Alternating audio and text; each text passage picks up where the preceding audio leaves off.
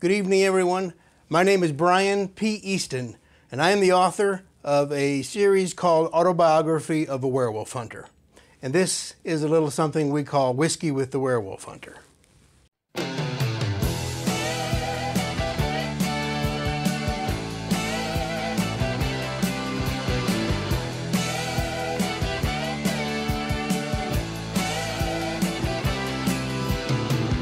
Lightning smokes on the hill rise, brought the man with the warning light, shouting loud you had better fly, while the darkness can help you hide. Trouble's coming without control, no one's staying who's got a hold. Hurricane at the very least, in the words of the Gypsy Queen. Sign of the Gypsy Queen, pack your things and leave. Welcome back to the Werewolf Bar, everyone, for this July 2024 edition of the show. It's good to be back with you, especially after what has been just a grueling process of getting the audiobook for Winter Fox Journal's Book 2 in place. If you're not already aware of it, we've just had a hell of a time getting this thing out to you. First, there was just getting the project completed, and then once we did that, there were some pretty major defects in the audio itself, which we didn't realize until it went live.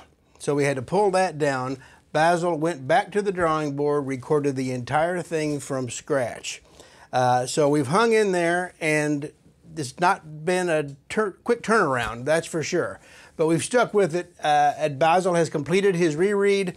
The new version of the audiobook has been uploaded, but we understand that the old version, the flawed version, is still there right now. So we got to give it a while for that new version to code, process, whatever it needs to do to get in place, and we'll be letting you know when that happens. And those of you who have already downloaded the book, I've been assured by Spoken Realms that you'll have no problem just going back and re-downloading the correct or corrected versions of it at, of course, no additional charge. So hopefully, and fingers crossed, this is the last time you're going to have to hear me talk about this audiobook on the show. Other things to say, Legends of the Werewolf Hunter, Volume 2 went live last month and is available in hard copy and digital format. That's the anthology, second anthology that we put together with several of our authors that have explored different nooks and crannies of the Sylvesterverse, or the Werewolf Hunter universe. So that's available. And we've also premiered last month an issue of Monster Hunter Quarterly, which is available for download on Amazon.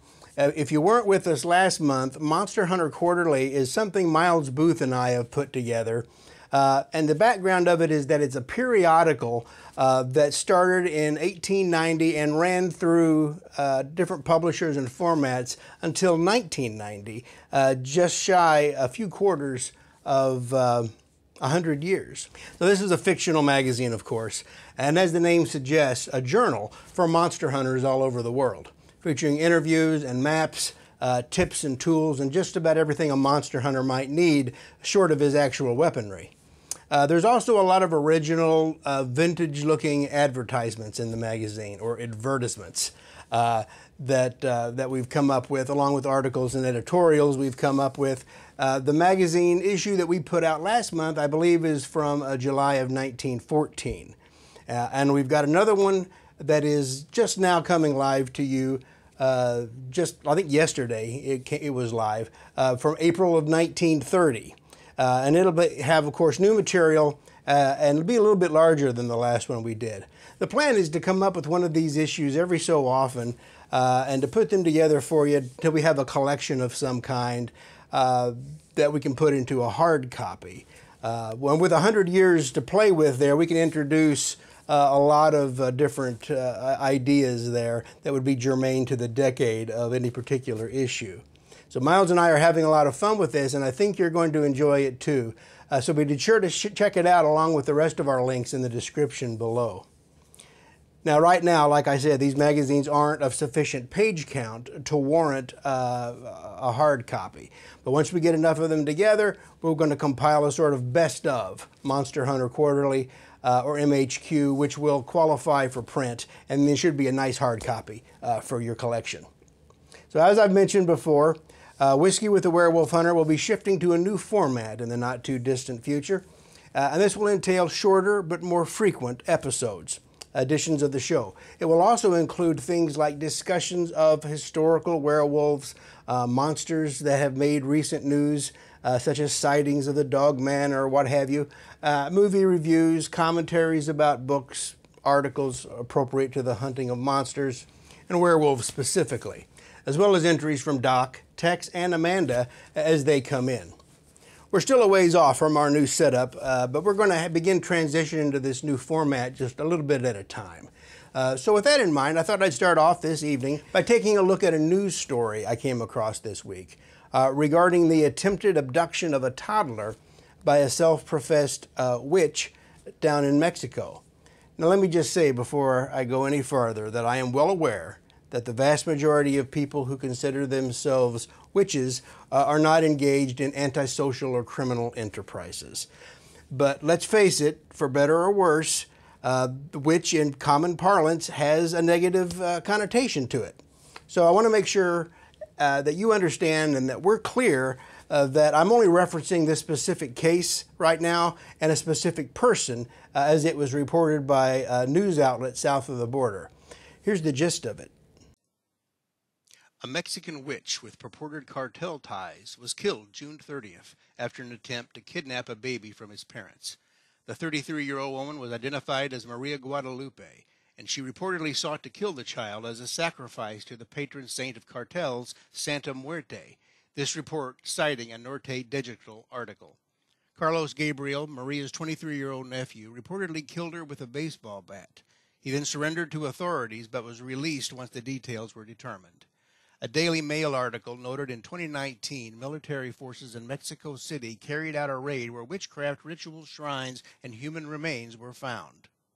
So like I said, that's just the overview of what happened, the broad strokes. This particular individual was supposed to have affiliations both at street level and cartel level in the capacity of a witch or a priestess or whatever designation you want to use in the worship of Nuestra Señora de la Santa Muerte, or Saint Death, Holy Death sometimes it's called. And I'd also like to point out that this cult of Santa Muerte, at least as we know it today, goes back till the 1940s.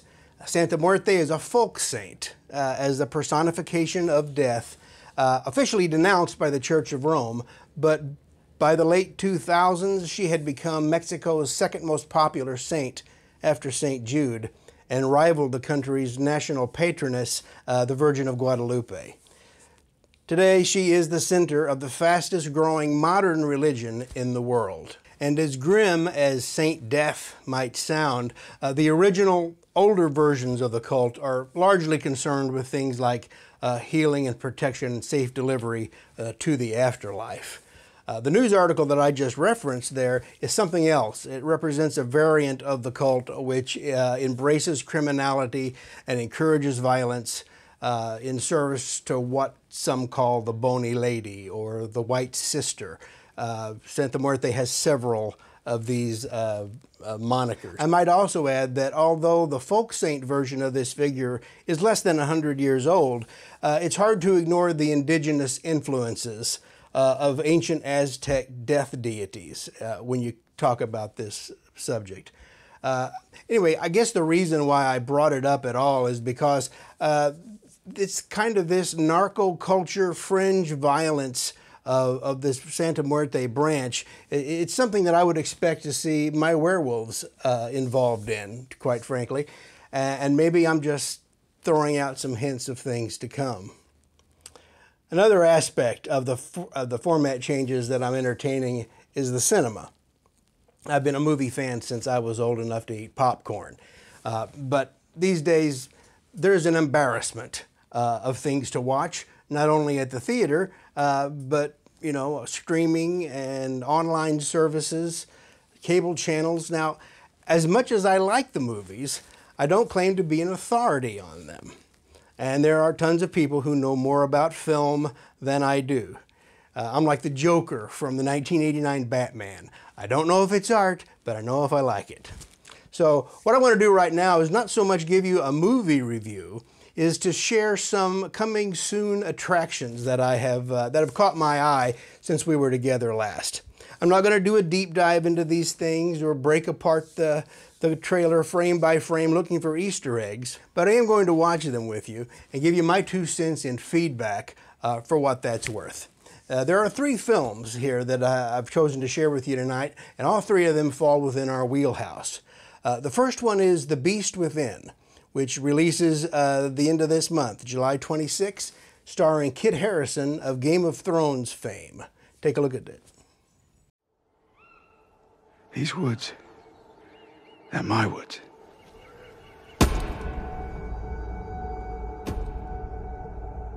I'm king of these woods. King. I, king of these woods, pronounce thee princess.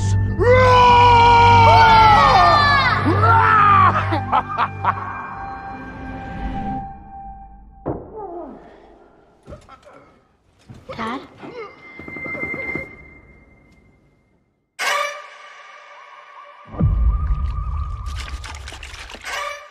Mama? Yes, we are. Where are you always going? I heard you last night. You need to take Willow away. Are we safe? I would never let anything hurt you. He is your father.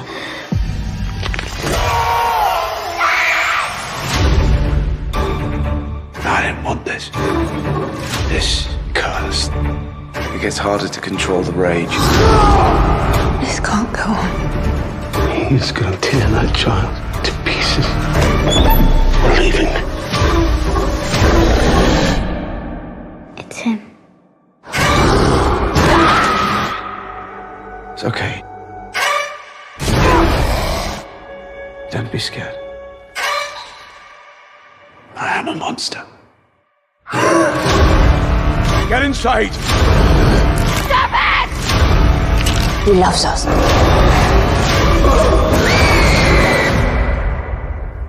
Kneel before your king.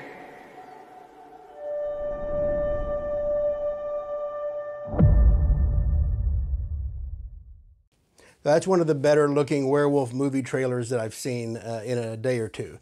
Small family living in the forest somewhere in the UK is what I gather.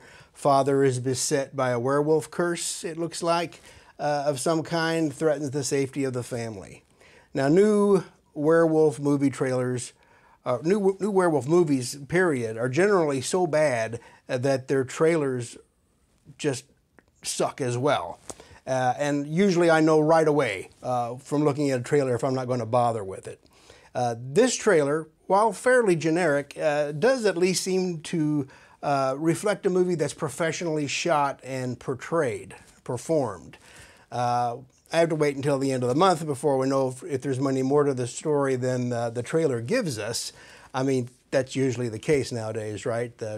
These trailers generally try to give away the farm. Anything that's interesting, they kind of throw in there to try to get you in the theater seat. So I can say I'll be watching for this, willing to be surprised, but my forecast is that it's going to be short on story, but it might provide a satisfying bite or two. The second trailer I want to look at tonight also fits right into the world of Sylvester Logan James, who is the protagonist of my stories for the benefit of those who haven't read the books yet.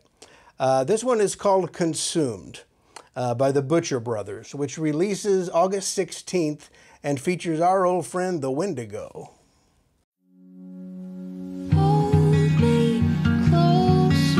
What do you think? I think you have outdone yourself. Thank you for this. I can't lose Do you think I heard something? What could have done this? What the hell?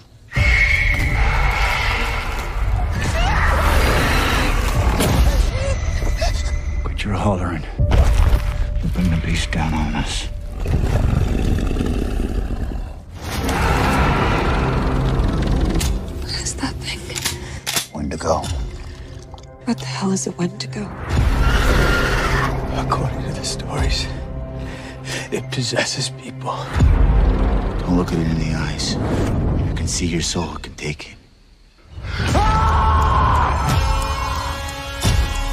You're not trapped out here, are you? You're hunting this thing? You want it? Come get it!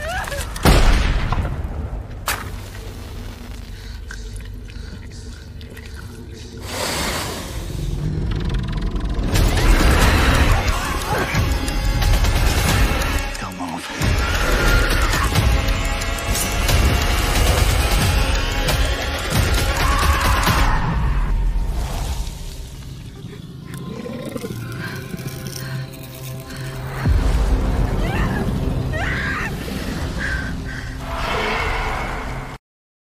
Okay, so right away I'm drawn in because of The Hunter. Unlike a lot of these movies, which feature monsters and victims, this one actually incorporates a monster hunter, which is always going to score points with me. And The Hunter seems to have taken a few pages from the old SLJ playbook. I mean, you take a look at him, he looks to be a mountain man type of a character, willing to risk his life and soul in pursuit of a monster that's not just physical, but also supernatural. There are so many different takes on the Wendigo, you know. In some depictions, he's a monster of flesh and blood. And in others, he is an evil spirit who manifests from time to time, but is largely the personification of hunger and winter. And then there's the depictions of him as a combination between the two, and which is my preferred depiction, I think, of the old Snow Walker. Now, I don't know if this one is going to make it to theaters or not, because it doesn't seem, at least theaters everywhere, because it doesn't seem to have any big names in it.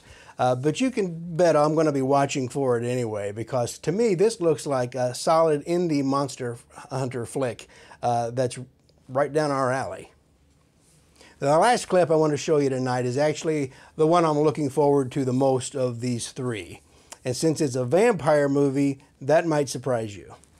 It's the 2024 revamp of Nosferatu, as directed by Robert Eggers, coming to us December 25th this year.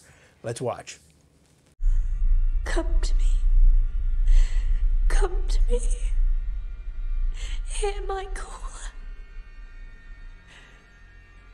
Come to me.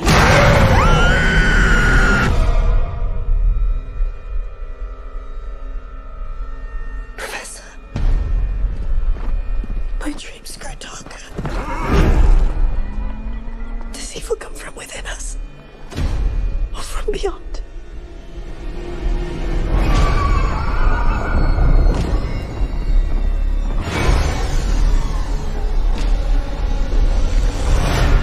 He is coming. He is coming. He is coming to us.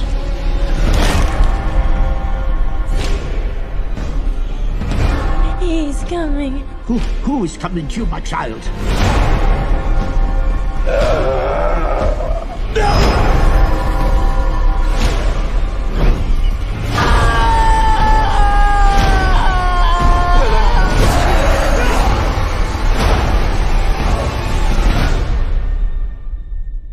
We are here encountering the vampire.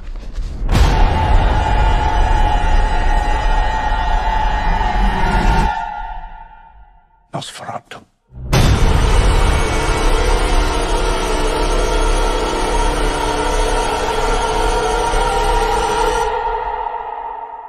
Now, that's a trailer. I've always liked the character of Graf Orlok, distinct from Count Dracula. I like his association with the Black Plague and the rats. I like the iconic appearance, and you gotta love his coat, right? Now, of course, we know the original Nosferatu was a thinly veiled rendition of Bram Stoker's novel Dracula, resulting in lawsuits with his estate and so forth. But I'm a fan of vampires who aren't always dressed like they're going to a cocktail party, and especially those who don't glitter. And with Robert Eggers directing, remember, this is the guy who brought us The Lighthouse and The Northman and The Witch, all of which I thought were excellent offbeat films. You can bet I'm going to wait for this one to come out. I'll be watching for it come hell or high water. And with Willem Dafoe and Bill Skarsgård starring, well, I just can't wait till Christmas. And that's going to do it for us tonight. I want to thank you for stopping by the Werewolf Bar for a while and invite you to subscribe to the channel, as well as browse through the links in the description below, where you'll find my book series, my website, my Facebook page, and other such madness. Until we meet again in August, I wish you happy hunting and mind the moon.